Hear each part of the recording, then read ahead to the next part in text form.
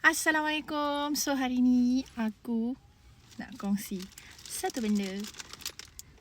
Tada! Hari ni beli makanan untuk anak-anak dekat gerobok dessert Lakin. Okay. Jom tengok aku beli apa. Aku beli kuih dangai, kuih favourite. Dangai bakar daripada Norsita Hamis, RM5. Lepas tu ada burger Thailand.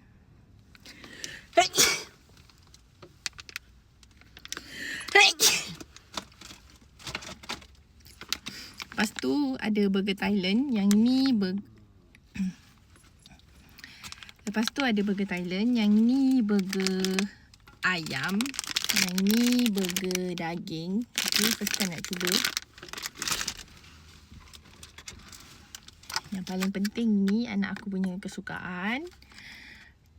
Kitchen House Lasagna Beef RM15. Yang burger tadi aku tak tahu berapa ringgit sebab dia tak ada tulis harga kat sini. Harga dia dekat.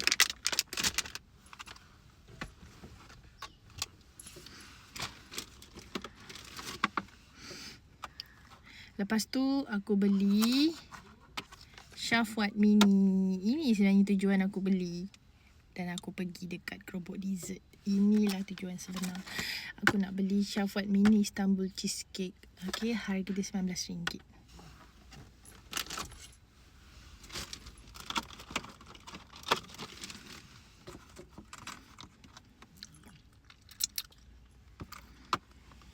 Lagi satu aku beli daripada Shafwat juga. Mochi Cheesecake Flavor Chocolate. RM19. Sebenarnya yang original aku dah makan dengan anak aku tadi.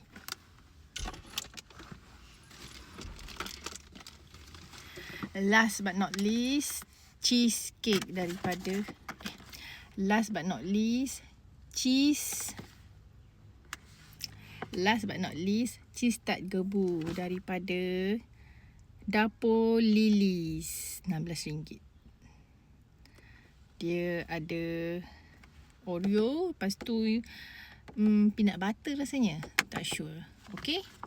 So, siapa-siapa yang ada dekat area Lakin atau dekat area Johor Bahru, kalau tak tahu nak beli dessert dekat mana, dapatkan daripada gerobok dessert. Okay. Inilah hasil memborong tadi. Satu dah makan. Aku memang suka bagi gerobok dessert tu sebab macam-macam ada.